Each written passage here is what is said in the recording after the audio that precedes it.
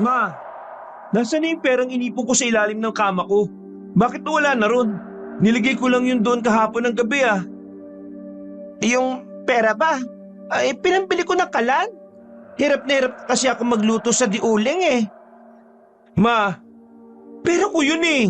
Sana naman pinaalam niyo muna sa akin na gagastusin niyo. Aba, nagrereklamo ka pa eh, magagamit naman natin ang binili ko. Mabuti sana kung nilustay ko lang kung saan-saan yon. Kalan lang ma ang binili mo. Pero naubos na yung pera. Magkano ba ang kalan na yun? 10,000? Iba na talaga ang tabas ng dila mo ah. Mula nang nagkatrabaho ka sa bayan, parang yumabang ka na ah. Paano yumabang ma? Nakakaganito lang naman ako kasi ginalaw niyo yung pera ko nang walang pasabi sa akin.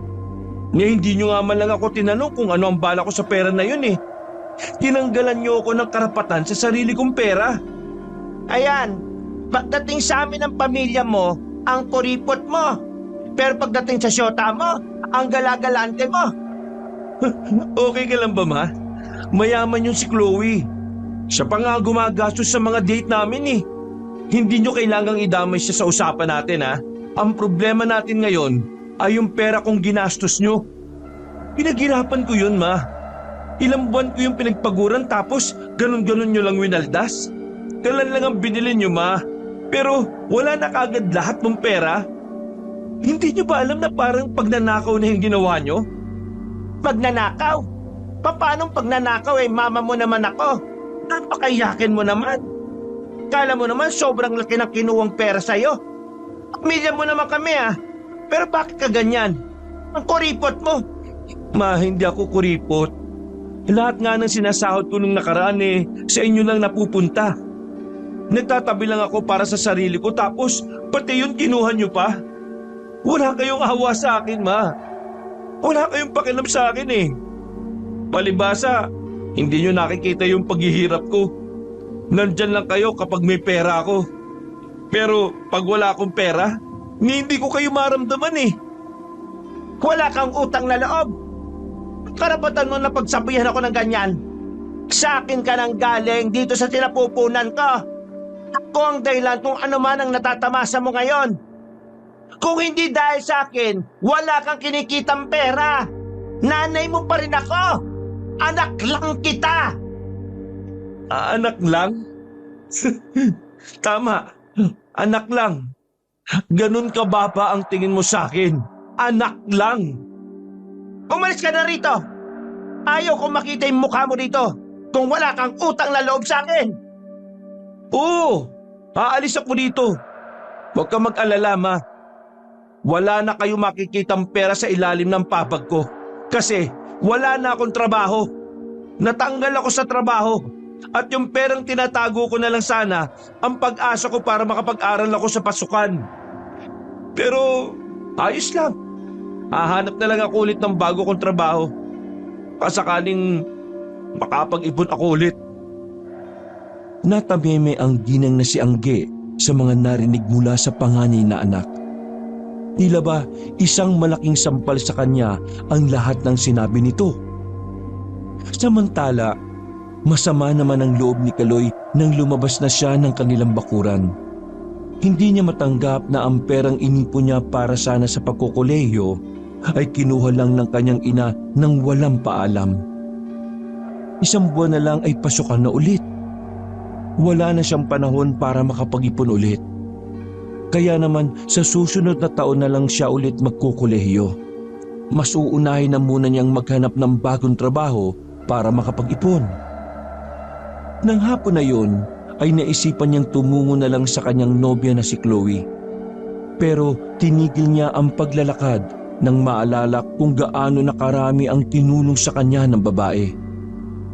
Nakakaramdam na siya ng hiya, lalong-lalo na sa pamilya ni Chloe.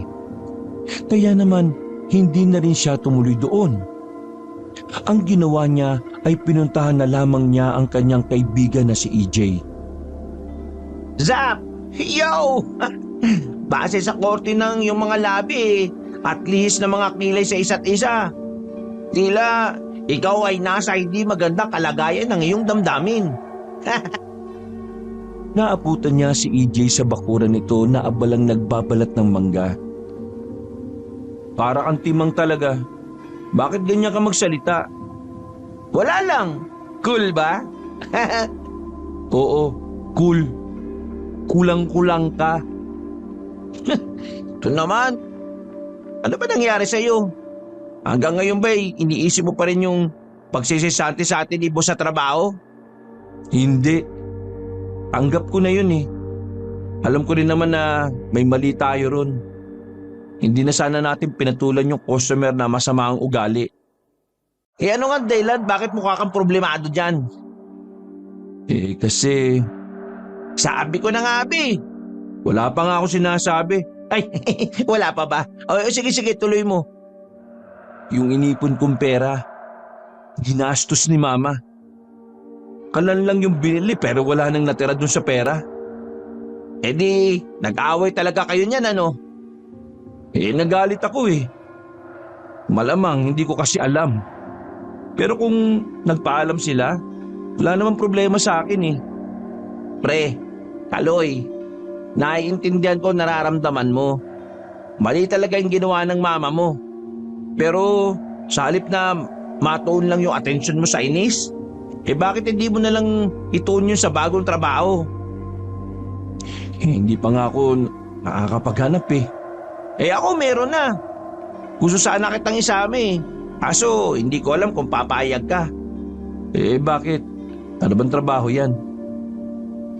Ngumiti ng malapad ang kanyang kaibigan na si EJ. Pagsabi ni EJ kung ano ang trabahong papasukan niya, sumama agad dito si Kaloy. Desperado na kasi si Kaloy na makapag-ipon. Kahit hindi na lang sa pag-aaral niya, kahit para na lang sa pag-aaral ng kanyang mga kapatid. Kahit gabi na, lumarga pa rin ang dalawa paalis ng kanilang barangay. Hindi pa nga nakapagbibihis ng maayos na kasuotan si Kaloy. Pero ang sabi kasi ni EJ ay ayos na yun. Magpapakilala pa lang naman sila sa kanilang magiging boss. Nasa 30 minutong lakaran ang ginawa nila bago nakarating sa lugar. Isang barangay din ang kanilang napuntahan. Tahimik na barangay yon. Hindi gaya ng kanilang barangay na kahit madaling araw na ay may mga nagkakantahan pa rin kahit ang papangit na mga boses. Pre, sigurado ka ba na dito tayo magtatrabaho? Ano ba talagang trabaho natin? Boy! Bakit? Anong bakit? Boy ang sabi ko. Yun ang magiging trabaho natin. Magiging boy tayo sa malaking bahay na yan. Boy? As in, magiging utusan tayo? Oo! Ang sabi ni Tiyo noong nandyan pa siya, malaki raw magpasahod yung amo dyan. Tapos, hindi pa gaanong nakakapagod yung trabaho. Wala namang problema sa akin kahit na anong trabaho. Pero, legit ba yan? Tinan mo nga yung bahay na ang lawak ng bakuran. Ang laki ng bahay pero parang ang dilim. Parang Haunted house. Yan ang napapala mo kakapanood dun sa Pamela Clamil horror story sa YouTube eh. Halika, sumunod ka na lang sa akin. Agad silang lumapit sa harapan ng gate. Naroon ang isang gwardiya na mapungay ang mga mata, na parabang isang taon na itong hindi natutulog. Magandang gabi po sa inyo. Ako po yung pamangkin ni Ronaldo. Dating boy po rito sa mansyon. Nandito po ako kasi pinapunta niya po ako. Kailangan daw kasi ng bagong boy. At ito nga po pala yung kasama ko, ang kaibigan kong si Kaloy. Tumingin lang sa kanila ng seryoso ang gwardiya. Nagpabalik-balik pa ang tingin nito sa kanilang dalawa. Bigla na lang itong bumuntong hininga. Parang dismayadong umiling at saka walang ganang binuksan ang gate. Hindi nagsalita ang gwardiya pero tumuro lang ito kung saan sila unang pupunta. Maraming salamat po. Pero sana next time, nagsasalita po kayo. Uy, para kang baliw. Naglakad ang dalawa sa malawak na bakuran. Nilagpasan nila ang main door at tumungo sila sa gilid ng mansyon, na kung saan ay meron dong mahabang garden. Hindi pa man sila nakakalapit, nakita na nila ang isang matandang lalaki na nakaupo sa sofa. Abala itong inaayos ang maliit na halaman na nakapatong sa lamesa. Nang maramdaman sila ng matanda, agad itong lumingon sa kanila at nagpakita ng malapad ng ngiti. Tumayo ang matanda at saka lumapit sa kanila. Ikaw na ba ang pamangkin ni Boknoy? Taas noong sumagot naman si EJ. Opo, ako nga po. Pinapunta niya po ako rito dahil nangangailangan daw po kayo ng boy. Maka, nangangailangan nga ako. Wala kasing tumatagal na boy dito. Lahat nababagot kasi wala daw masyadong ginagawa. Teka, sino naman tong kasama mo? Ay, si Kaloy po. Kaibigan ko po yan. Gusto din po sanang ipasok kasama ko dito eh. Pero wag po kayong mag-alala. Masipag po kaming dalawa. Kapag trabaho trabaho lang talaga. Magandang gabi po sa inyo. Kung nangangailangan pa po kayo ng tao, willing po akong pumasok. Kailangan ko lang po kasing mag-ipon eh. Sandaling tiningnan ni Felicing ang binata. Ngumiti ito saglit at tumango-tango. Okay, sige. Magsimula na kagad kayo ngayon. Po? Ngayon po kagad? Bakit? Ayaw mo ba? Ay, hindi naman po. Wala pong problema kahit kailan. Di halina kayo. Sumama kayo sa akin at ituturo ko sa inyo kung saan kayo matutulog. Stay in kayo rito ha, para lang malinaw sa atin. Nauna nang naglakad ang matandang lalaki papasok ng mansyon. Napapangiti na lamang si Kaloy nung mga oras na yon. Dahil sa wakas, meron na naman siyang trabaho. Makakapag-ipon na ulit siya ng pera para sa kanyang sarili at sa kanyang dalawang kapatid na nag-aaral. Malaki ang bahay. Sa loob ay sobrang lawak ng sala. Namamangha si Kaloy. Dahil sa buong buhay niya, ayon ang unang pagkakataon na makakita siya ng ganoong kalaking bahay. Umakyat sila sa ikalawang palapag. Binuksan na matanda ang isang kwarto na sa loob may dalawang kama na magkaharap. Kumpleto na rin ang gamit sa loob. Malaki na ang silid na yon para kay Kaloy at EJ.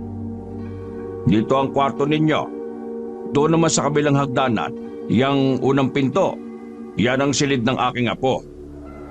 May apo po pala kayo? Kasasabi ko lang, di ba?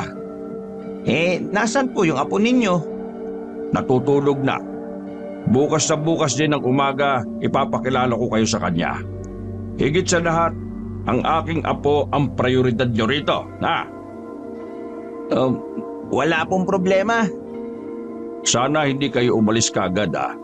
Hindi ko na alam ang gagawin ko kapag nawala pa kayo. Wala kasing nagbabantay sa apo ko kapag walang taga-alaga. Kawawa naman. Abala rin naman kasi ako sa mga negosyo ko. Huwag po kayo mag-alala. Aalagaan namin ng maayos ang apo ninyo. Sige. Bukas ko na rin ipapaliwanag sa inyo ang mga dapat niyong gawin. Marami-rami din kasing dapat gawin dito sa mansyon kasi isang linggo nang walang kasambahay dito.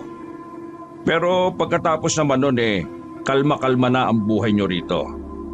At tungkol sa sahod, bibigyan ko kayo ng paunang bayad bukas. Nako, maraming salamat po.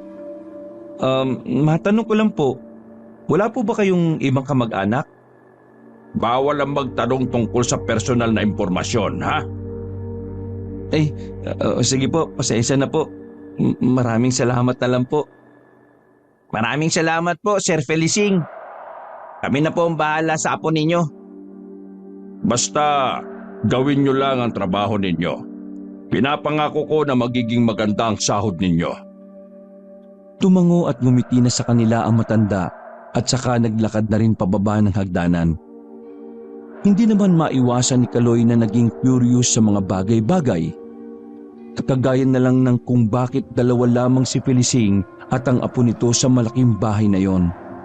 At kung bakit hindi tumatagal ang mga nagiging kasambahay o boy sa kanila. Napapaisip tuloy si Kaloy kung ano ba talagang klase ng bata ang apo na matanda. Maya-maya lang ay pumasok na rin sila sa loob. Ipagpapabukas na lang din nila ang pagkuha ng mga damit nila. Mas mainam na matulog na lang sila doon kaysa magpagod pang maglakad. Ano? Ayos ba, pre? Ang peaceful ng lugar na ito, no? Walang kaingay-ingay. Oo nga, sa sobrang tahimik parang nakakabingi na. Nako, masasanay ka rin sa katahimikan. Sana nga. Humiga na lamang ang dalawa sa kani-kanilang kama. Malambot ang kama na kanilang kinahihigaan. Naninibago si Kaloy. Nasanay kasi siya noon sa matigas na higaan. Bumuntong hininga na lamang si Kaloy. Pinagdarasal niya na sana maging maganda ang takbo ng trabaho niya sa pinasukan nilang yon. 6:00 ng umaga nang magising si Kaloy sa kanyang kinahihigaan. Naramdaman niya kasi na parabang merong nakatayo sa may pintuan. Agad na napabangon si Kaloy at paulit-ulit na kinalapit si EJ. "Huy, Ising, yung apo ni Sir Felicing nandito." Kukusot-kusot pa ng mata ang binatang si EJ nang tumingin sa pintuan. Namulagat din ang mga mata nito nang makita ang 9 na taong batang lalaki. Maganda umaga. Ikaw ba yung apo ni Sir Felicing? Alam nga namang ikaw. Kinabigla nilang dalawa ang paraan ng pagsagot ng bata. Hindi nila inaasahan na may pagkamaangas pala ang batang yun. Sa puntong yun pa lang, agad na naintindihan ni Kaloy na maaring ang ugali ng bata ang dahilan kaya walang tumatagal na nag-aalaga dito. Pasensya na kung medyo tinanghali na kami ha. Napuyat kasi kami, namamahay lang kami. 6:00 pa lang ng umaga, hindi pa talaga tanghali. Muling nagkatinginan na magkaibigan. Pakiramdam nilang dalawa ay mahihirapan silang pakisamahan ng batang yon. Pero determinado si Kaloy. Wala siyang pakialam kung magmaldito pa yon. Ang mahalaga sa kanya ay magampanan ang trabaho at makasahod na maayos. Bata, may kailangan ka ba sa amin kaya ka nandito? Maaga pa kasi. Hindi bata ang pangalan ko. Ken ang pangalan ko. Okay Ken. May kailangan ka ba sa amin? Ganitong oras, naglalakad-lakad na ako sa bakuran para lumanghap ng sariwang hangin. Sino sa inyong dalawang pwedeng sumama sa akin? Nagbulungan ang dalawa. Halatang ayaw ni EJ na siya ang sumama sa batang si Ken. Maiksi lang kasi ang pasensya ni EJ, lalo na sa mga bata. Mas gugustuhin na lang niyang magkuskus ng lababo at kubeta kaysa magtimpi sa bata. Patrip talaga si Teo eh. Hindi sinabi na may bata pala rito. Kainis. Ikaw na dyan. Ha? Ikaw na bahala, Kaloy. Sige. Ako na lang ang sasama sa'yo. Hintayin mo na lang ako sa labas. Magbibihis lang ako ng maayos ha. Wag na. Ayos na ang suot mo. Hindi naman tayo aalis o gagala eh. Bilisan mo na kasi. Atat na yung bata oh. Oo, sige.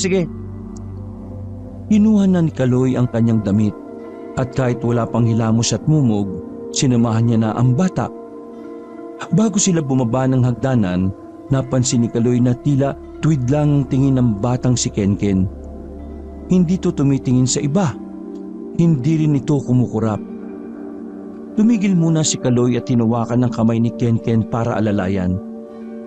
Sabihin mo, hindi ka ba nakakita? Oo, wala akong nakikita. Pero malakas ang pakiramdam ko. Lagi akong may nararamdaman na kakaiba eh. Mga nilalang na hindi pangkaraniwan. Ha? Ano? Dumadalaw sila kung minsan. Hindi ko alam kung bakit. Pero parang ako ang sadya nila eh. Parang nagbabantay sila sa akin. At parang kukunin nila ako sa tamang panahon. Ken, ano bang sinasabi mo? Maintindihan mo rin ako kapag ilang gabi na kayong nanatili sa mansyon na ito. Ang creepy mo ah. Ang bata-bata mo pa pero ganyan ang mga sinasabi mo. Gumagawa ka lang ba ng mga kwento? Mas madaling magsabi ng totoo kaysa mag-imbento ng kwento. Hindi na nakapagsalita si Kaloy. Parang natameme siya sa kung paano siya kausapin ng 9 na taong bata. Sa buong buhay ni Kaloy, si Ken pa lang ang nakasalamuhan niyang bata na ganun. Para bang may matandang katauhan na ang bata sa kung papaano ito magbitaw ng mga salita. Inalalayan na lamang ni Kaloy si Kenken para makababa na sila. Lumabas sila ng mansyon. Naglakad-lakad na lamang sila hanggang sa hindi na nila namamalayan napapalayo na sila sa kanilang pinanggalingan. Nasa gilid lamang sila ng kalsada. Mahigpit lang ang hawak ni Kenken sa damit niya. Ano nga pala ang pangalan mo? Kaloy. Kaloy ang pangalan ko. Kuya Kaloy na lang ang itatawag ko sa'yo ha. O sige, maganda nga yan eh. Kuya Kaloy, ayaw kong mapahama kayo. Kaya hanggat maaari, umuwi na lang kayo sa inyo. Kenken, hindi kita maintindihan eh. May problema ka ba sa lolo mo? Wala, pero sa kanila, meron. Ayaw kong sumama sa kanila eh. Kanino? Hindi sumagot ang bata. Natuon na lang ang kanilang atensyon sa nakasalubong nilang matandang babae. Parang takot na takot ito sa batang si Kenken. Lumipat pa nga yun sa kabilang parte ng daan at nagmamadaling maglakad palayo. Sa puntong yun pa lang, naiisip na ni Kaloy na parang may kakaiba sa batang si Kenken. At kung ano yun ang gusto niyang malaman. Ayan, sa wakas, nandito na rin tayo. Tumigil sila sa gilid ng ilog. Sa batuhan na kung saan kusang umupo ang bata sa malaking bato. Bakit ka ba nabulag? Ganyan ka na ba mula nang ipinanganak ka? O may nangyari talaga na nagdulot ang pagkawala ng paningin mo? Ilang segundo muna ang lumipas bago nagsalita ang bata. Humangin ng malakas. Ramdam ni Kaloy ang kakaibang lamig na dulot ng panahon. Dati ako nakakakita, pero mas pinili ni Lolo na alisin ang paningin ko para mailigtas niya ako. Naging interesado si Kaloy sa kwento ng bata. Tumabi ito kay Kenken at gumawa ng paraan para mas palawakin pa nito ang kwento. Ang kaso nga lang, hindi na nagsalita pa si Kenken. Naglakad lang ito ng kaunti at hinawak-hawakan ng tubig. Kung hindi mo pa kayang magkwento, ayos lang. Pero kapag handa ka na, huwag ka magdalawang isip na magsabi sa akin ha? O kaya naman kay Kuya EJ mo. Humarap si Kenken kay Kaloy. Bumuntong hininga si Kenken at saka inalis ang salamin na itim na suot-suot nito. Nabigla si Kaloy nang makita ang mga mata ni Kenken. Sa halip na kulay itim ang nasa gitna ng mga mata nito, kulay asul ang naroon. Teka, bakit ganyan ang mata mo? Sumpa ang mga matang ito eh. Dahil sa oras na makakita ko ng tao. Hindi na naituloy ni Kenken ang sasabihin nang biglang makarinig sila ng mga sigawan sa kabilang parte ng ilog. Agad namang binalik ng bata ang salamin nito. Paglingon ni Kaloy kung ano ang meron doon, nasipat niya na parang may taong nakalutang sa ilog. Bumabara ito sa dalawang malaking bato. Umuwi na tayo. Teka, ano bang meron doon? Gusto mo bang malaman? Bakit? Alam mo ba? Kapag inalam mo kung anong meron doon na magsisimula ang pagiging sangkot mo sa sumpa na meron ako. Ha? Sumpa? Puntahan mo. Hihintay na lang kita dito. O sige, diyan ka lang ha. Hintayin mo ako ha. Babalik agad ako. Naglakad si Kaloy palapit sa mga nagkakagulong tao sa kabilang banta ng ilog. Nang makalapit na siya roon, ay agad siyang nagtanong. Laking gulat niya nang sabihin ng isang ali roon na ang palutang-lutang na bangkay ay kagagawan ng isang aswang. Nagtayuan ang balahibo ni Kaloy. Naniniwala siya sa aswang pero hindi pa siya nakakakita ng ganun. Niwala rin siyang nabalitaan na may ganun sa kanilang lugar. Kaya naman hindi maiwasan ni Kaloy na hindi kilabutan. Lalo na nang itinahaya ng mga tao ang bangkay ng isang lalaki. Bukas ang tiyan nito at wala ng lamang loob. Kadiri, Brutal! Yun na lamang ang mga salitang nasabi ni Kaloy sa mga pagkakataong yun. At napatingin siya kay Kenken sa di kalayuan. Nakaupo lamang ang bata sa malaking bato habang nakaharap sa ibang direksyon. Ano bang meron sa'yo, bata ka? Bakit parang may alam ka sa aswang? Sinubukan ni Kaloy na hindi na lamang pansinin ang kanyang mga nakita. Hindi na rin niya nilarawan kay Kenken kung ano yon. Batid niyang hindi makabubuti para sa isang 9 na taon na bata na malaman ang sinapit ng biktima. Naglakad na rin sila pauwi. Pagpasok nila ng mansyon, naabutan nila si Felicing na tarantang-taranta sa sala. Kanina pa nito hinahanap si Kenken. Nang makita nito ang bata, sobrang gumaan ang pakiramdam nito. Ano ka ba naman? Sino ba nagsabi sa'yo na pwede mong ilabas ang apo ko, ha? Di ba ang sabi ko, hintayin niyo muna ako at sasabihin ko kung ano yung mga dapat at hindi dapat gawin? Diyos ko ka naman, no? Bakit ka gumagawa ng sarili mong desisyon, ha? Pasensya na po kasi Wala siyang kasalanan. Ako ang pumilit sa kanya. Pinuntahan ko sila sa kwarto nila at pinilit ko siyang ilabas ako. Wala siyang kaalam-alam. Sinunod niya lang ang sinabi ko sa kanya kasi nagmakaawa ako sa kanya eh. Ikaw? Nagmakaawa? Huwag niyo na po siyang pagalitan. Ako po ang may kasalanan, Lolo. humugot na lamang ng malalim na paghinga ang matanda. Parang bagyang sumakit ang ulo nito dahil kinabahan nito. Akala niya nabawi na sa kanya ang pinakamamahal na apo. Kenken naman, alam mo naman na hindi ka pwedeng basta-basta na lang lumalabas, di ba? Paano kung makita ka ng... Lolo, hindi ito ang tamang oras para pag-usapan yan. Ay, sige, pasensya ka na, apo. Nag-alala lang naman sa'yo si Lolo. Huwag na po kayo mag-alala, Lo. Habang suot ko yung binigay nyo, ligtas lang ako palagi. Nawiwindang si Kaloy noong mga sandaling yon habang nakikinig sa usapan ng maglolo. Palagay niya may kung anong hindi sinasabi sa kanila ang dalawang yon. Hindi niya alam kung anong klaseng lihim yon. Pero nararamdaman ni Kaloy na hindi lang yung basta lihim. Sa ahurahan kasi ni Kenken, sobrang nahihiwagaan na si Kaloy. Pasensya ka na, Kaloy, ha? O sige na, tawagin mo na si EJ at ibibigay ko na rin sa inyo yung unang sahod nyo. Pag-uusapan na rin natin ng iba pang mga bagay. Tumango na lamang si Kaloy at nagmamadaling inakyat si EJ sa kanilang silid. Pagdating niya roon, ay inabutan niya ang kaibigan na sarap pa rin sa pagtulog. Nakanganga at humihilig pa. Hinampas niya ng unan sa mukha si EJ at agad din naman itong nagising. Uy! Ano ba? Natutulog pa yung tao eh.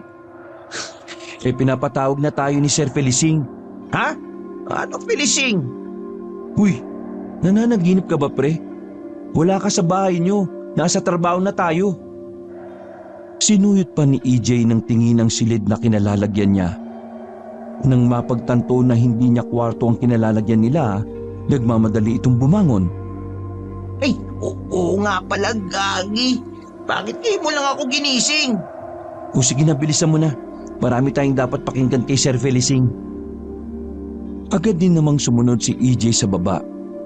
Sinimulan na rin ng matandang lalaki ang instruksyon tungkol sa mga dapat nilang gawin at iwasan. Sa sobrang daming bawal, hindi na nila matandaan pa ang iba. Basta ang pinakabawal na gawin ay ang ilabas ang bata sa mansyon. Pwedeng sa bakuran, pero hindi pwedeng lumayo. Pagkatapos ng paliwanagan, ibinigay na rin sa kanila ang paunang sahod. Tuwang-tuwa si Kaloy. Kahit kasi wala pa naman silang gaanong ginagawa, malaki-laki na ang sinahod nila. Sir, parang sobra-sobra naman po yata ito.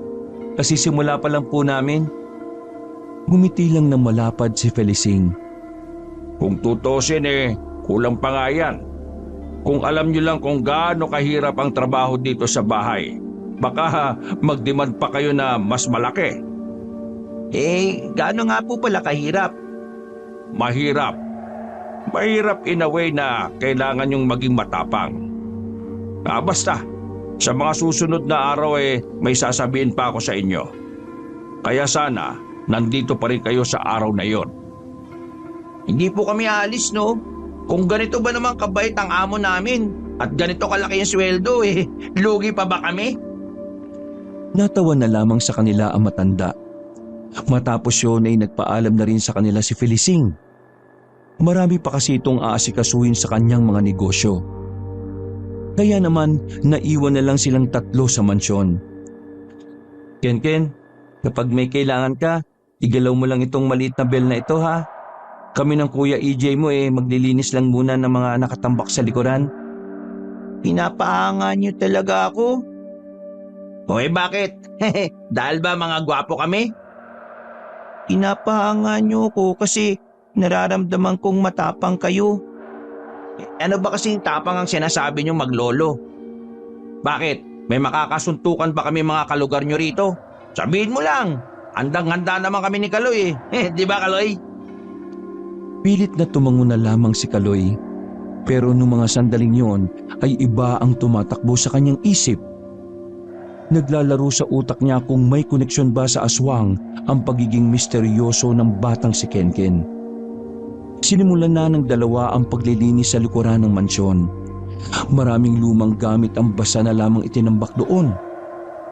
Dakong 10:00 na ng umaga nang matapos sila. Si EJ na ang kusang nagluto ng kanilang pananghalian. Sabay-sabay na kumain ng tatlo. Pagkatapos, nagpaalam na muna si Kaloy na uuwi sa kanila saglit para kunin ang mga damit nito. Isasabay na lamang ng binata ang damit ni EJ dahil hindi pwedeng walang maiwanan sa mansyon. Alauna na makarating si Kaloy sa kanilang bahay. Pagpasok niya ng bakuran ay agad siyang tinanong ng kanyang inang si Angge. Bilang paggalang ay sinagot naman niya yon. Saan ka ba galing at hindi ka umuwi kagabi? May nahanap na po akong trabaho ulit. Stay in yun kaya hindi na muna ako uwi rito sa bahay. Pagkarinig ng ginang sa sinabi ng anak, ay agad itong napatayo mula sa kinauupo ang bangkito. Paano mga bayarin namin dito? Huwag ko kayong mag-alala ma. Kahit na hindi ako umuwi rito, magpapadala naman po ako ng pera. Sa katunayan, ito. Inilabas ni Kaloy ang 3,000 piso at inilapag sa lamesa. Paunang sahod ko po yan. Kunin niyo na lang muna. Kulang ito. Maraming gastusin dito sa bahay. Nagsisimula pa lang po ako sa trabaho. Kaya wala pa po akong pera. Kayo na muna ang dumiskarte sa kulang. Hindi ako bangko na laging may pera, ma. Maawa naman kayo sa akin. Uuwi lang ako para kumuha ng mga gamit ko at damit. Huminga na lamang ng malalim ang kanyang ina. Baka sa mukha ng ginang ang inis, pero hindi na lamang yun pinansin pa ni Kaloy. Dali-daling kinuha ni Kaloy ang mga gamit at saka umalis na din. Mag-aalas-3 nang makabalik si Kaloy sa mansyon. Napatagal siya ng bahagya dahil sa dami ng damit ni EJ na dapat dalhin. Tulog ang batang si Kenken noong mga oras na yon. Habang si EJ naman ay katatapos lang linisin ng isang kwarto sa itaas. Nailagay ko na sa kwarto natin yung mga damit mo ha. Ikaw na lang bahala mag-ayos. Uy, sige. Maraming salamat pre ha. Nasaan na pala yung bata? Andun, sa kwarto niya, natutulog. Pre, wala ka bang napapansin dito sa mansyon na ito? O bakit? Ano ba napapansin mo? Kanina kasi, habang abala ako sa paglilinis, meron akong naririnig na parang mga nag-uusap. Iba yung lingwahe nila pre. Pero narinig ko na binanggit nila si Kenken. Pero nang hanapin ko naman sila rito sa gilid-gilid ng mansyon, wala namang tao. Sinasabi mo ba na may multo rito? Tangex, hindi multo. May multo bang nag-uusap-usap tapos si Kenken yung topic nila? Feeling ko, tao talaga yung narinig ko. Pero hindi ko lang alam kung bakit bigla silang nawala eh. Hindi na muna nagsalita pa si Kaloy. Bigla na namang sumagi sa kanyang isipan ang mga sinabi ng batang si Kenken. Hindi niya alam kung ano ba talaga ang ibig sabihin ng bata. Pero malakas ang kanyang kutob na kung mas tatagal pa sila roon ng ilang araw, malalaman niya rin yon. Uy, tulala ka na naman dyan ha. Narinig mo ba yung sinabi ko? Ah, alam ko na. Nag-away na naman kayo ni Tita Angge, ano? Hindi. Ayos lang naman ako. Medyo inaantok lang. Eh kung gusto mo, matulog ka na muna sa kwarto. Wala naman ganong gagawin dito kasi ginawa ko na lahat eh. Gumising ka na lang bago gumabi ha, kasi ikaw naman ang magluto. Mas maigi nga siguro na magpahinga na muna ako. Baka masyado lang ako na-stress. Pinapik ni EJ ang balikat ni Kaloy. Ginantihan na lang din ni Kaloy ng tapik ang kaibigan at saka naglakad na rin paalis. Nakatulog si Kaloy. Gabi na nang magising siya. Nagtataka siyang bumangon kung bakit hindi man lang siya ginising ni EJ. Pagbaba niya ng sala, kita niyang may nakahanda ng pagkain. Pero hindi malaman ni Kaloy kung bakit walang katao-tao. Nakaramdam na ng hindi pangkaraniwan si Kaloy. Masama ang kanyang kutob. Kaya naman, dali-dali siyang umakyat sa kabilang hagdanan. Kinatok niya ang kwarto ni Kenken. Agad na nagbukas yun. Nasa loob ang kanyang kaibigang si EJ at saka hinila siya papasok sa loob. Tinakpan sandali ang kanyang bibig. Huwag kang maingay. Ah, bakit? Ano bang nangyayari?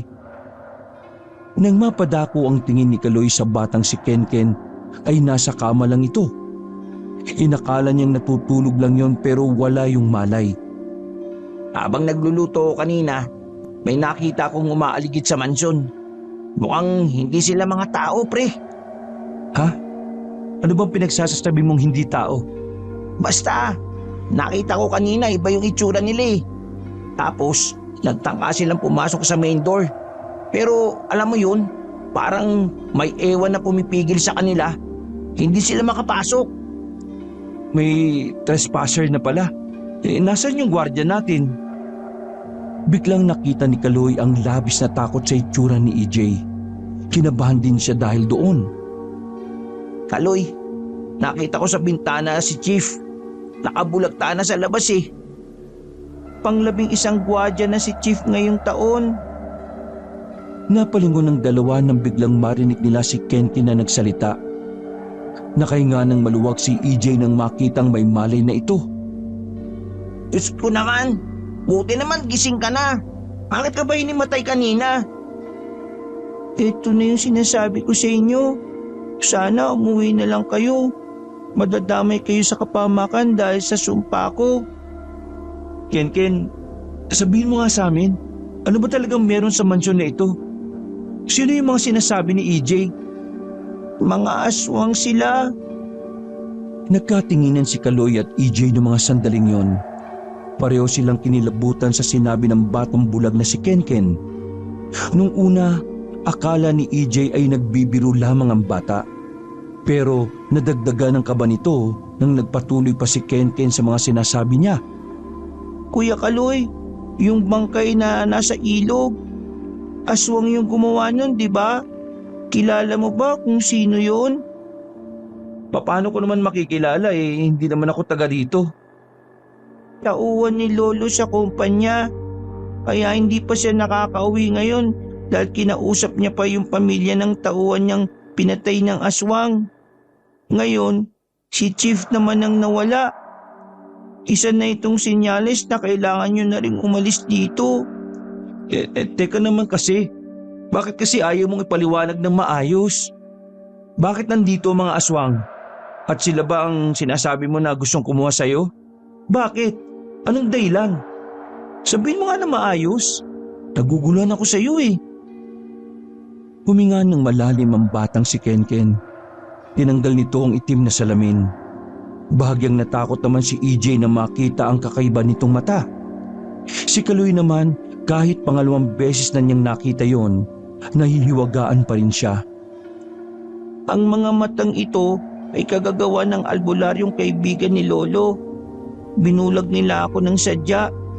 Nang sa ganun, Hindi ko makita ang mga aswang, lalo na ang mga tao. Gusto kong kunin ang mga aswang dahil sa paniniwalang anak daw ako ng pinuno nila. Uy, teka. Ano pinagsasabi mong anak ka ng ano? Ng pinuno ng mga aswang? Anak daw ako ng aswang. Sa madaling salita, ang anak ni lolo na ama ko ay pinuno ng mga aswang. Teka, paano naman magiging aswang ang ama mo? Hindi naman aswang si Sir Felicing. Kapangyarihan ng Yanggaw. Yanggaw? Sige na, umalis na kayo bago pa pati kayo ay madamay sa kapamakan. Hayaan niyo na ako mag-isa rito. Hihintayin ko na lang ang lolo ko. Hindi kami alis dito. Ano naman kung mga aswang ang mga yan? Basta, gagawin pa rin namin ang trabaho namin. Di ba, EJ? Ha? Hindi tayo aalis? Wala kayong laban sa kanila. Hindi sila pangkaraniwan. Mamamatay lang kayo gaya ng mga naunang naging yaya at boy dito sa mansyon. Kaya kung ako sa inyo, Naudlot ang sasabihin ng bata nang marinig nilang tila may naglalakad na sa itaas ng bubungan. Naramdaman nila na parabang nakatapat yon sa mismong silid ni Kenken. Hindi na nagsayang ng oras si Kaloy. Agad na niyang kinuha ang bata at dali-dali silang pumasok sa ilalim ng kamang tatlo.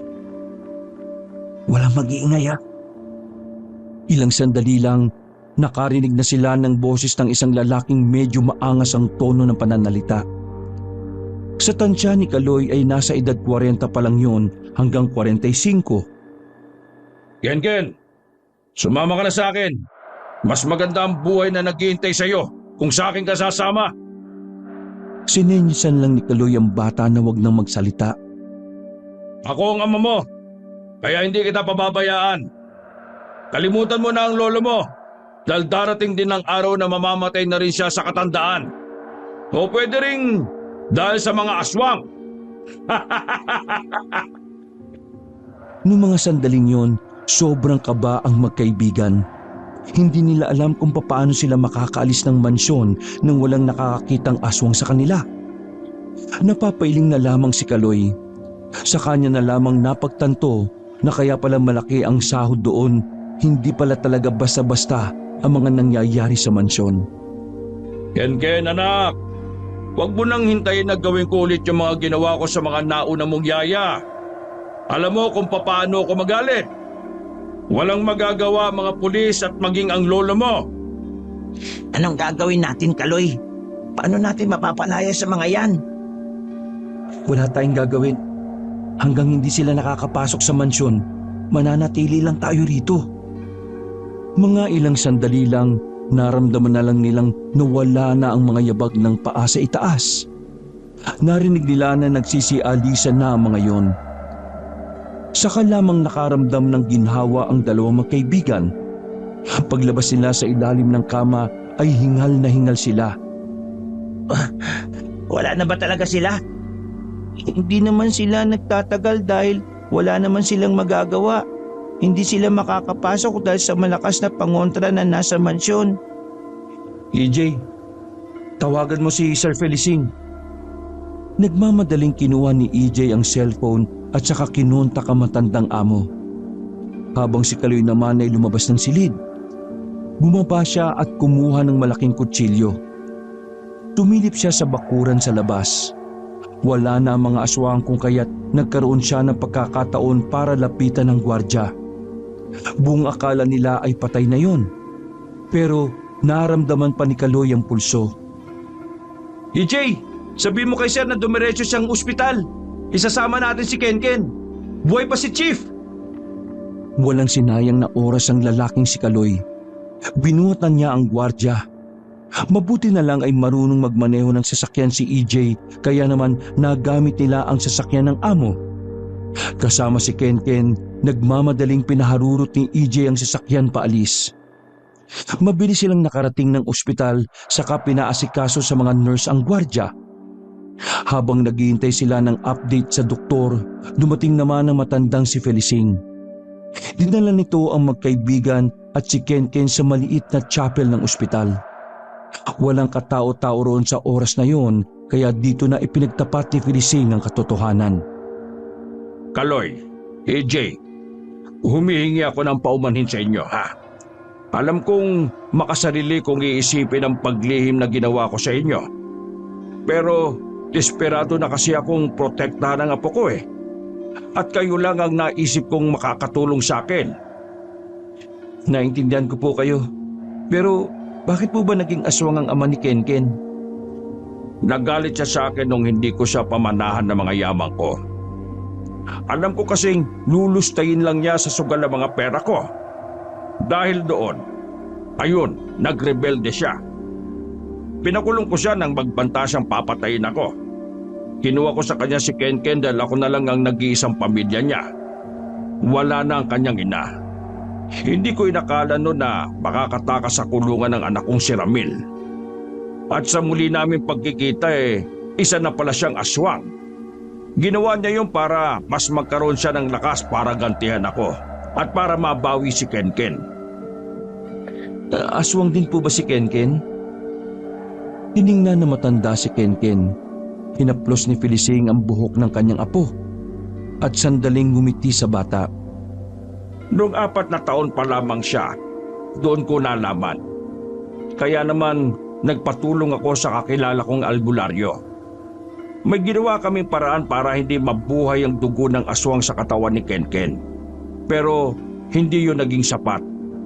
Dahil sa tuwing may makikitang aswang si Kenken, para siyang nagiging mabangis. Kapag nakakakita naman siya ng tao, sobra siyang natatakam sa karne ng tao. Kaya naisip niyo po na bulagin siya? Dahil yun lang ang natataging paraan para pigilan ang pagiging aswang niya. Kung wala siyang makikita, walang makakapag-udyok sa kanya para maging aswang. Sobrang hirap para sa akin yon. Pero wala akong pagpipilian kung hindi gawin yon kaysa makita siyang maging katulad ng kanyang ama. Nung mga sandaling yon ay walang masabi ang magkaibigan. Hindi nila magawang husgahan ng matanda. Dahil maging sila rin, kung sila ang nasa katayuan ni Felicing, baka yun din ang kanilang gagawin para kay Kenken. Sandaling umalis si Kaloy at Felicing sa chapel. Habang nasa loob si EJ at Kenken, kinausap na matanda ang binatang si Kaloy. Kaloy, hindi ko alam kung hanggang kailan pa ako mabubuhay.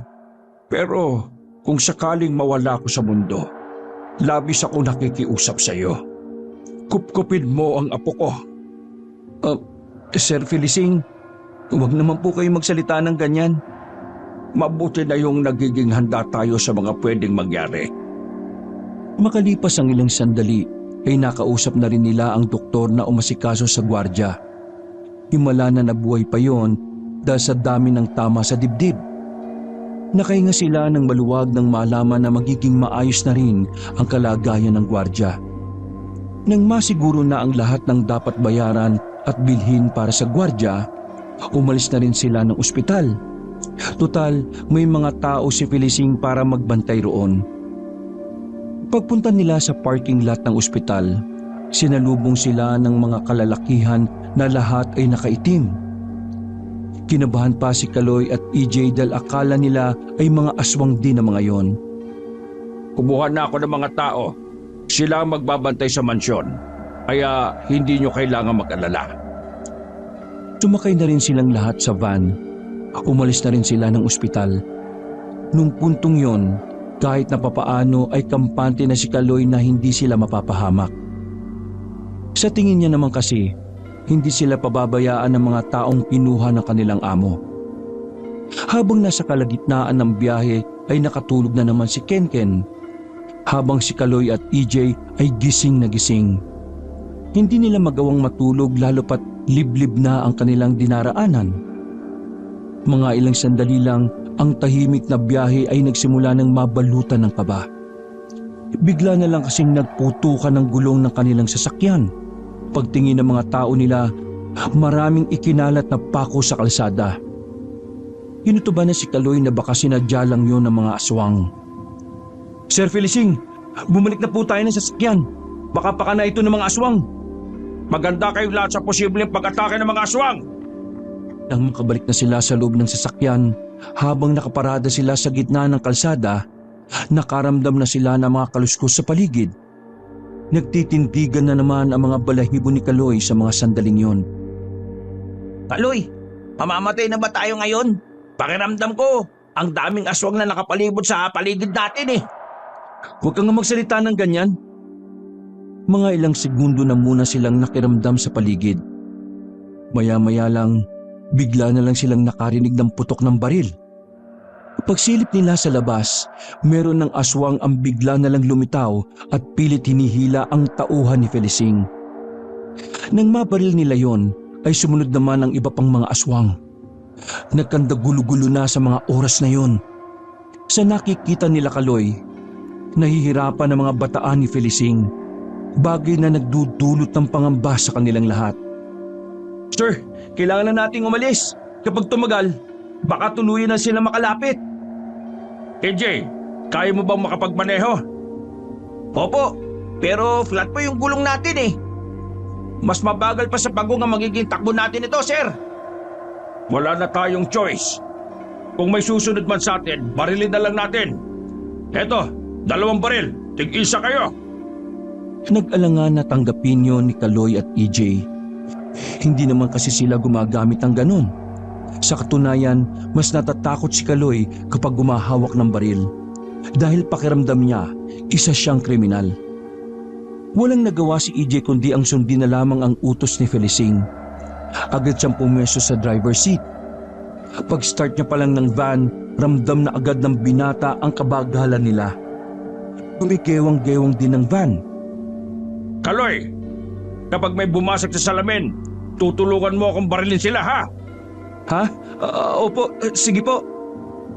Habang mabagal na umaandar ang van, gaya ng inaasahan ay may mga aswang na rin ang nakasunod sa kanila at ang iba ay tumutungtong pa sa bubungan. Tila pilit na binubutas ang bubong para lang makapasok. Kaya naman hindi na rin nagpatumpik-tumpik pa si Felicing. Pinagbababaril niya ang nasa bubungan. Dahil doon, narinig na lang niyang umaaray ang mga nasa bubungan. Ang kaso nga lang, hindi doon nagtatapos ang lahat. May humarang naman sa kanilang daraanan. Pinagsusuntok ang harapan at sinusubukan ding basagin ang salamin. Hindi na nakatiis si Kaloy sa mga pagkakataong yon. Dali-dali siyang nagtungo sa harap at pinagbababaril ang mga aswang doon.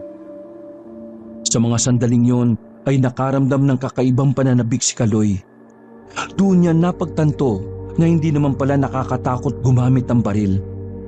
Lalo na kung gagamitin mo naman ito sa kabutihan. Visit kayo mga aswang kayo. Pre, ayusin mo ha. Baka sa akin tumama yung bala mo. Marunong na akong gumamit ng baril, no? Nawala ang mga aswang na nasa harapan nila. Ang mga natira na lamang ay mga aswang na bumalik naman sa bubong. Muli nilang pinagbababaril ang mga nasa itaas. Nang matamaan ang mga yon, ay tuluyan na silang nilubayan ng mga aswang. Mas mabilis lang sila ng kaunti sa karo ng patay, pero nagtiyaga na lang sila roon. Hanggang sa 1 oras lang ang nakalipas, narating na rin nila ang isang barangay na medyo maliwanag. Kilala ko ang kapitan rito. Tara, pumasok na tayo. Bilis! Bilis! Nagmamadaling bumaba ang tatlo. Karga-karga ni Kaloy ang natutulog na si Kenken nang maglakad na sila. Mabuti na lamang ay nakasalubong nilang nagro-ronda ang kapitan ng barangay na yon. Nakilala ng matandang babae si Felicing. Kaya naman agad naman silang dinala ng kapitana sa barangay hall nito. Sa loob ng opisina, naririnig ni Kaloy na nag-uusap ang 2 matanda. Base sa kanyang obserbasyon, may alam din pala sa aswang ang kapitanang yon. Hindi kayo maaaring magtagal sa barangay ko dahil baka madamay ang mga residente ko rito. Pero, Maring Nunag, wala na kaming mapupuntahan sa mga oras na ito. Kahit na ngayon lang, magpapalipas na muna kami ng gabi rito. Kinaumagahan aalis kagad kami. Bakit naman kasi hindi mo nalang hayaang maging aswang din ng bata? Yun lang ang tanging paraan para matalo niyo ang ama niya. Ayaw ko. Natatakot ako na baka kapag naging aswang siya, magbago na rin siya at matulad sa kanyang ama. Hoy sige, ngayong gabi lang ha. Kinabukasan ng umaga kailangan nyo na kagad makaalis dito. Maraming salamat talaga, Maring Lunag. Isang bakanting silid ang pinagamit sa kanila sa barangay hall. Kahit na papaano, nakahinga rin sila ng maluwag. Tulala naman ang magkaibigan nun. Hindi nila inakala na hahantong ang lahat sa ganon. Pagtatrabaho lang sana ang pinunta nila at yun nga, nalagay pa sa alanganin ang kanilang buhay. Nawiwindang si Kaloy sa mga nangyayari. Tinatanong sa sarili kung makakaligtas pa ba sila sa mga aswang. Muli niyang naisip ang pamilya noong mga sandaling yon. Nakaramdam din siya ng panghihinayang. Kung alam niya lang na magiging ganoon ang kalagayan nila, ginawa na sana niya ang lahat para magkaayos sila ng inang si Angge. Pre, magkano na kaya sasahurin natin ito, no? Tumingin si Kaloy sa maglolong mahimbing na ang tulog sa mga pagkakataong yon. Sa lahat ng pinagdaanan natin, yan talaga yung una mong inisip. Siyempre naman, no? Buhay ang tinaya natin dito Hindi naman pwedeng mauwi lang sa wala ang lahat ng to. Kapag nakauwi ako ng buhay, dapat lang may maiuwi rin akong pera. Isipin mo kung paano natin maliligtas tong batang to. Base sa pagkakaintindi ko, kapag ito nakuha ng ama niya, wala na, finish na. Malalim na paghinga na lang ang ginawa ng dalawa. Nang dalawin ng antok ay nakapagpahinga na rin sila. Kinabukasan, maaga silang naganda para sa kanilang pag-alis. Napalitan na rin ng matinong gulong ang kanilang sasakyan. Sa tapat ng barangay, sandaling kinausap ni Felicing ang matandang sinunag. Sa obserbasyon ni Kaloy, tila kakaiba ang pamamaalam ng kanilang amo sa kapitana. Para kasing bahagyang naluluha pa ang dalawang matanda. Maya-maya lang ay bumiyahe na rin sila paalis. Pupunta tayo sa safe house ko. Malayo-layo ang biyahe. Baka abutin na tayo ng hapon. Pero ang mahalaga, hindi na nila tayo masusundan. Tumango na lang ang magkaibigan. Kahit na malayo-layo na ang kanilang pupuntahan, hindi pa rin napanatag ang kalooban ni Kaloy. Alam niya na habang nasa loob pa rin sila ng kanilang probinsya, nasa bingit pa rin ng kamatayan ang kanilang mga buhay. Sa haba ng kanilang biyahe ay nakatulog na si Kaloy. Nagising na lamang siya na 3:00 na pala ng hapon. Maya-maya lang ay pumarada na rin ang sasakyan sa gilid ng isang malaking bahay. Nang mag-doorbell si Felicing ay agad na sumalubong sa kanya ang ilang kasambahay na nangangalaga sa bahay na yon. Inalalayan naman ni Kaloy ang batang si Kenken nang pumasok na sila sa loob. Maganda ang bahay, pero di hamak na mas maliit yon kumpara sa isang mansyon ng kanilang boss. Umupo sila sa sofa at agad namang kumilos sa mga kasambahay para paghandaan sila ng pagkain.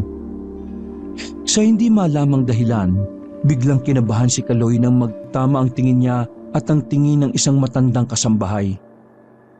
Sir Felicing, sigurado po ba kayo na safe tayo dito sa safe house nyo?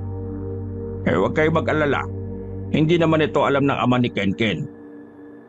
Kaya nga safe house Ibig sabihin, safe tayo dito sa house. Pero mabangis ang pang-amoy ng tatay ko. Kahit nasaan tayo, naaamoy niya tayo, Lolo. Apo, huwag kang maging negatibo. Ipagdasal na lang natin na sana hindi na nila tayo matunton dito. Ipagdasal? Pakikinggan ba ako ng Diyos kahit na aswang ako? Aswang na kampo ng kadiliman? Hindi naman lahat ng aswang ay katulad ng ama mo. Kagaya mo, naiiba ka. Dahil kahit na aswang ka, ang puso mo ay para pa rin puso ng tao. Niyakap na matanda ang apo nito. Pero si Kaloy, hindi pa rin niya maiwasang hindi mabahala. Hindi siya komportable sa bahay na yon. Pakiramdam niya, hindi sila dapat magtiwala sa mga kasambahay na naroroon.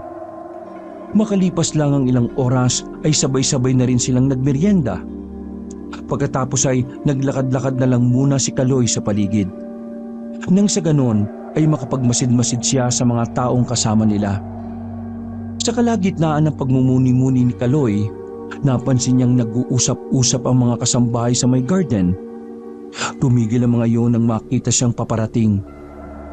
Nagkanya-kanya ng pulasan ng mga yon na parabang may hindi dapat marinig ang binata. Masama na talaga kutob ko sa mga kasambahay na to ah. Sinubukan ni Kaloy na sundan ng isang matandang kasambahay. Sa lahat kasi ng mga kasambahay doon, sa matandang yun siya pinakamas nagdududa. Naabutan niya ang matandang yun sa may likuran ng bahay na kunwari nag-aayos sa mga sinampay. Hindi na napigilan ni Kaloy ang kanyang sarili. Tinanong na niya ang matanda. Mawalang galang na pero hindi ako mapalagay sa mga tingin nyo eh. Pwede po bang umamin kayo sa akin? May ginagawa po ba kayong masama laban kay Sir Felicing? Pagkasabi ni Kaloy ng mga salitang yon ay tila natataranta ang matandang kasambahay. Nanlalaki ang mga mata nito. Dudugtungan pa sana ni Kaloy ang kanyang sasabihin nang biglang marinig niya ang tinig ni EJ sa loob ng bahay. Naalarma siya dahil doon. Kaya naman iniwan na muna niya ang matandang babae at saka dali-daling bumalik. Pre, wala si Sir Felicing. Hindi ko alam kung saan nagpunta. Sa mga kwarto, tiningnan mo na ba?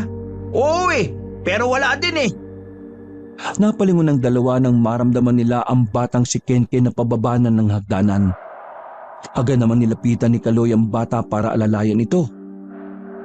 Oh, hindi ka dapat lumalabas na mag-isa, Kenken. Alam mo naman na hindi ka nakakakita eh. Alam ko kung saan maaaring pumunta si Lolo. Eh buti naman alam mo. Saan ba? Nandito lang siya sa bahay. Nandito? Ano to? Joke time ba ito? May nakikita ka bang lolo mo rito? Di ba wala naman?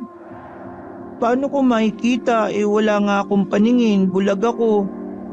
Ang ibig kong sabihin, nandito lang si Lolo sa bahay. Sa lahat ng bahay na pagmamay-ari ni Lolo, meron siyang basement. Hanapin niyo ang basement ng bahay na ito at siguradong naroon siya. Tama si Kenken. Tara pre, magsimula na tayo maghanap. Dali-daling inisa-isa ng dalawang binata ang bawat kwarto. Pero sa kasamaang palad, wala silang makitang sikretong pinto sa mga silid na yun. Hinalughog na rin nila ang kusina pati na rin ang banyo. Pero wala talaga. Nawawalan na sila ng pag-asa. Iniisip na nga ni EJ na pinagtitiripan lang sila ni Kenken. Hoy Kenken, niloloko mo yata kami. Wala naman kaming makitang pinto na papuntang basement eh. Hindi ako pwede magkamali. Narinig ko dati si Lolo. Sinabi niya na lahat ng ipapagawa niyang bahay ay mayroong basement. Eh wala nga eh. Hindi kaya di naman niya ito bahay? Natigil ang kanilang pag-uusap nang biglang marinig nila ang sigaw ng matandang si Felicing. Base sa kanilang naririnig ay tila nanggagaling sa ilalim ng bahay ang boses ng kanilang amo. Natatarantan nilang hinanap kung saan nagmumula ang tinig na yon. Hanggang sa makarating na sila sa ilalim ng hagdanan. Doon nila nakita ang isang pintuan sa unang tingin. Hindi talaga mapapansin na pintuan yon dahil kakulay na kakulay ng pader. Nang buksan nila ang pintuan, bumungad sa kanila ang kaawa-awang si Felicing. Gumagapang nito at duguan ng ilang parte ng katawan. Ganun na rin ang ulo nito. Sir Felicing! Kaloy, kunin mo ito. Buong lakas na hinagis ni Felicing ang isang itak. Nasalo naman agad yun ni Kaloy. Tumakas na kayo. Nasa ibaba ang anak kong si Ramil. Bilisan nyo na. Itakas nyo na si Kenken. Pero sir, Punyemas, wala ng pero-pero. Ngumiti ang matanda sa kanila. Tumango ito na parabang sinasabi na tanggap na nito ang kanyang sasapitin. Kaloy, EJ, maraming salamat sa inyong dalawa. Kayo na ang bahala sa apo ko. Bumalik kayo doon sa mansyon. Doon sa kwarto ko. Sa ilalim ng kama, naroroon ang aking mga pera. Yun ang gamitin nyo sa pagpapalaki kay Kenken. Kahit nalabag sa kalooban nilang iwan na matanda, wala na silang magagawa dahil pare-pareho silang mamamatay kung hindi sila makikinig. Palabas na sila ng main door nang biglang humarang ang mga kasambahay. Dudumugin na sana sila ng mga ito pero natakot ang mga yon nang ipakita nila ang kanilang baril. Sinasabi ko na nga be, hindi kayo dapat pagkatiwalaan ng mga siraulo kayo. Nagpaputok ng baril si Kaloy sa ibaba. Parang mga palakang nagtatatalo ng mga yon at saka dali-daling tumakbo paalis. Sinamantala na nila yon para makalabas agad ng bakuran. Ang kaso nga lang, pagdating nila sa sasakyan ay flat na ang mga gulong nito. Kung pipilitin pa nilang patakbuhin yon ay maaabutan lang din sila ng aswang. Kaya naman agad-agad na tumakbo ang tatlo. Bit-bit ni Kaloy si Kenken na nung mga sandaling yon nagguguluhan na rin sa mga nangyayari. Walang alam na direksyon ng dalawang binata. Hindi kabisado ang lugar dahil hindi naman sila taga roon. Basta't hinayaan na lamang nila kung saan sila dadalhin ng kanilang mga paa. Nang makakuha ng pagkakataon para makapagpahinga, pumasok muna sila sa masukal na daan para makapagpahinga. Nagtago sila sa mga matataas na halamanan. Kuya Kaloy, wala na ba ang lolo ko? Hindi makapagsalita si Kaloy sa tanong na iyon ng batang si Kenken. Hirap siyang sabihin dito ang pangyayari nang hindi ito masasaktan. Kaya naman si EJ na lamang ang nagkusang sabihin at ipinaliwanag kay Kenken kung bakit naiwan ang kanyang lolo. Kenken, kinailangan nating umalis para hindi ka makuha ng papa mo. Utos yun sa amin ng lolo mo eh. Kung ano man ang nangyari sa lolo mo, isipin na lang natin na hindi na sayang ang ginawa niyang sakripisyo sa'yo. At para hindi yun mas lalo masayang, kailangan mo makaligtas hanggang sa tuluyan na nating matakasan ng papa mo. Tanggap ko naman ang nangyari kay lolo eh. Pangako, hindi ko sasayangin ang ginawa niya para sa akin. Kaya kailangan kong matalo ang papa ko. Kenken, hindi pangkaraniwan ng papa mo.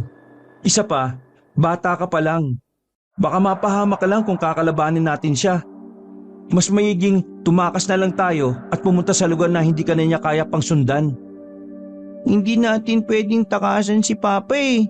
Dahil habang nabubuhay siya, hindi siya titigil. Gagawa at gagawa siya ng paraan para hanapin ako. Ang tanging paraan para matigil na ang lahat ng ito ay paslangin siya. At ako lang ang makakagawa nun. Anong ibig mo sabihin? Kailangan ko siyang tapatan sa kung ano man siya. Ay nako, tumigil ka. Hindi pwede no. Kabata-bata mo pa. Kakalabanin mo ang tatay mo na ubod ng kasamaan. Bukod sa bata ka pa ng kulang sa karanasan, hindi ka rin naman nakakakita. Paano mo tatapatan yung malakas na meron pang matang matino? Hindi na sumagot pa ang batang si Kenken. Nanahimik na lang ito at parang may iniisip na kung ano. Noong mga sandaling yun, tahimik lang din na pinag-iisipan ni Kaloy ang gusto ng bata. Naalala niya ang sinabi ng kapitana kay Felicing. Naniniwala si Kaloy na totoo ang sinabi ng kapitana, na tanging si Kenken lang ang makakatalo sa ama nito. Makalipas lang ang ilang sandali, umalis na rin sila sa lugar na yon. Hindi pa rin sila makampante dahil habang nasa labas sila, malaki pa rin ang tsansa na hindi sila ligtas. Pre, may bahay. Tara, tapitan natin at nang makahingi tayo ng tulong. Teka, sandali. Safe ba ang mga taong nandyan? Hindi ko rin alam. Pero wala na tayong choice, pre. Kenken, wala ka bang nararamdaman na panganib? Kahit saan naman tayo pumunta, nakakaramdam ako ng panganib, Kuya Kaloy. Para sigurado, ako na lang muna ang lalapit doon. Sesenyasan ko na lang kayo kapag nasiguro kong ligtas tayo ron. Pumayag si Kaloy sa sinabi ni EJ, kaya naman mabilis na naglakad ng binata palapit sa bahay na yon. Kinatok ni EJ ang pinto at lumabas mula roon ng isang lalaki. Sandaling kinausap ni EJ ang lalaki. Pumayag naman ito na tulungan sila. Sinenyasan na ni EJ si Kaloy para lumapit. Kaso nang lumabas sila sa kanilang pinagtataguan, bigla na lamang humarang sa kanilang daraanan ang isang lalaki na matangkad. Kahit hindi nakakakita si Kenken, ramdam na ramdam niya ang presensya kung sino ang nasa harapan nila. Kenken! Anak! Masyado mo naman akong pinahihirapan eh. Nandito ka lang pala. kasama ng mga hampas lupang tao na ito. Nataranta ang lalaking dapat sana ay tutulong sa kanila. Isinarado na ng lalaki ang pintuan. Ilang beses na nakiusap si EJ pero hindi na yun nagbukas pa. Hayaan mo na ako mabuhay mag-isa. Hindi ako sasama sa iyo kahit na kailan. At kanino ka naman sasama? Sa mga taong yan? Tuturuan ka lang nila kung paano maging mahina at maging walang silbi. Magiging alipin ka lang din ng sistema ng mga tao. Mas gugustuhin ko naman maging alipin ng tao kaysa maging kasama ng demonyong kagaya nyo. Huminga ng malalim ang aswang na si Ramil. Halatang nagtitimpi lamang ito. Bagay na mas lalong kinabahala ni Kaloy. Mahigpit lang ang pagkakayakap ni Kaloy sa bata. Sinabi niya sa sarili nung mga sandaling yon na kahit na anong mangyari, hindi niya bibitiwan si Kenken.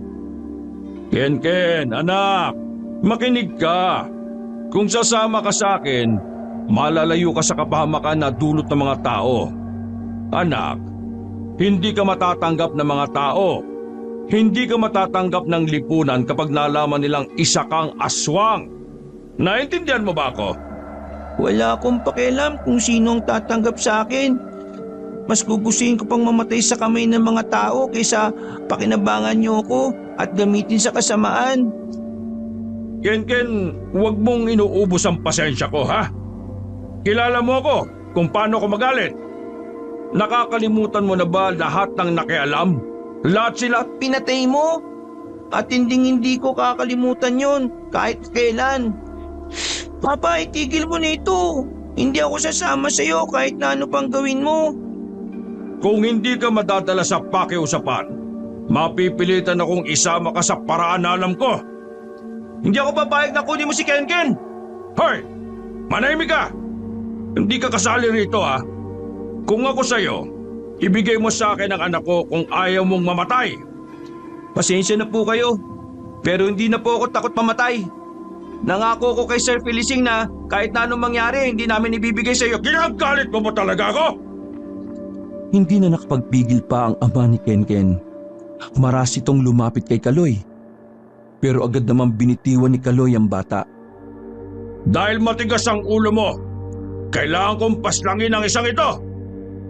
Sinakal ni Ramil ang binatang si Kaloy. Iniangat ito sa ere ng walang kahirap-hirap. Namumula na ang mukha ni Kaloy ng mga sandaling yon.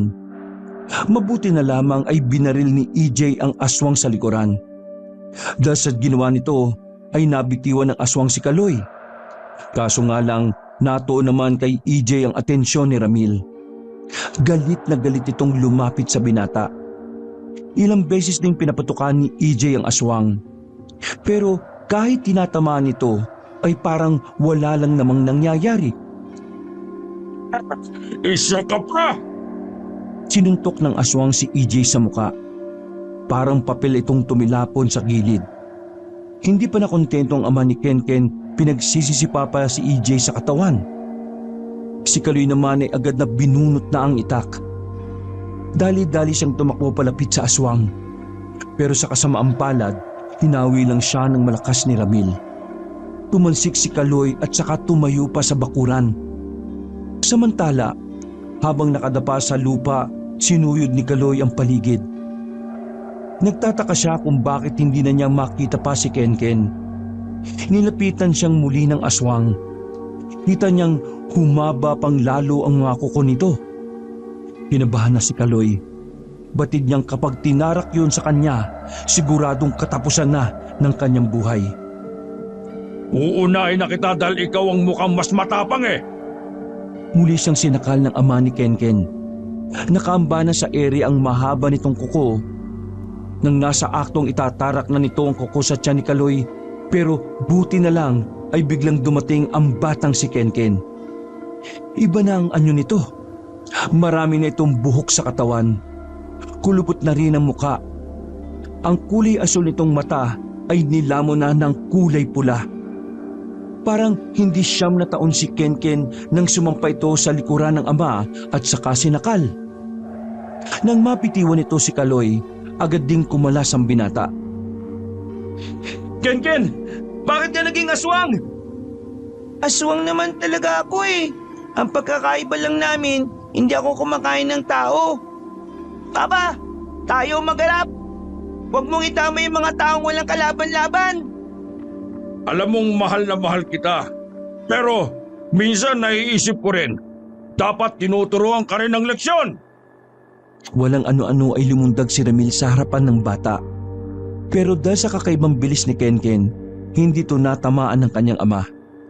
Parang hindi na rin yun bulat kung kumilos. Pumunta sa likuran ng bata. Paglingon ni Ramil, hindi na niya namalaya na humagod na pala ang mahahabang kuko ng bata. Dahil sa ginawa ni Kenken, bumagal na ang pagkilos ng kanyang ama. Wala kang utang na loob. Matapos kitong buhayin, tatay mo pa rin ako, kaya dapat... Di na pinatapos ni Kenken ang pagsasalita ng kanyang ama. Muli niya itong kinalmot sa hita para mapaluhod ang isa nitong tuhod. Sinundan pa ni Kenken ng mahaba at malalim na kalmot sa likuran nito. Wala akong utang na loob sa'yo, Papa. May pagpipilian ka kung mag-aanak ka o hindi. Pero nag-anak ka pa rin eh. Ginusto mo magkaanak. Pero tinanong mo ba ako kung gusto kong maging anak mo? Na maging tatay kita? Kahit pa! Papa, dito magtatapos ang kasamaan mo. Para ito sa lahat ng inosenteng buhay na dinamay mo. Hoy, teka! Sandali! Agad na dinampot ni Kenken ng itak na mula pa sa kanyang lolo. Pigit matang tinarak ng bata ang itak sa mismong dibdib ng kanyang ama. Agad na sumuka ng dugo ang lalaki. Wala pang ilang segundo ay tumumba na rin ito sa lapag. Kenken, ayos ka lang ba? Agad na tumayo si Kaloy para lapitan ng bata. Biglang nawala ng malay si Kenken. Buti na lang ay agad niya itong nasalo. Nang matalo na ang aswang na si Ramil, bumalik na rin sila sa mansyon. Himalang hindi rin nagpakita ang iba pang aswang sa kanila. Sa isip-isip ni Kaloy, marahil ang mga aswang na yon ay nakadepende lang talaga sa kanilang pinuno. Ganun pa man, ang mahalaga na lamang kay Kaloy at EJ ay ang kaligtasan ng bata. Isang buwan matapos ang mga pangyayari, tuluyan ng naging opisyal na si Kaloy at EJ ang naging guardian ni Kenken. Lahat ng yaman ni Felicing ay ipinangalan sa magkaibigan. Samantala, nang malaman naman ng nanay ni Kaloy ang kanyang biglang pagyaman, bigla siya nitong itinuring na anak. Wala namang magawa si Kaloy kundi tanggapin na lang ulit ang kanyang inay. Sa Maynila na sila nanirahan at nagsimula na ng panibagong buhay. Kahit na aswang si Kenken, namuhay pa rin ito na gaya ng pamumuhay nila Kaloy at EJ. Hindi man nakakakita pero sila Kaloy ang nagsilbi nitong mga mata. Sila rin ang tumayong mga magulang hanggang sa mga sumunod na taon. Masaya si Kaloy. Hindi dahil sa kayamanan na minana nila kay Felicing, kundi dahil sa bagong pamilya na meron siya. Na kahit kailan, hinding-hindi niya hahayaang mawala. Wakas,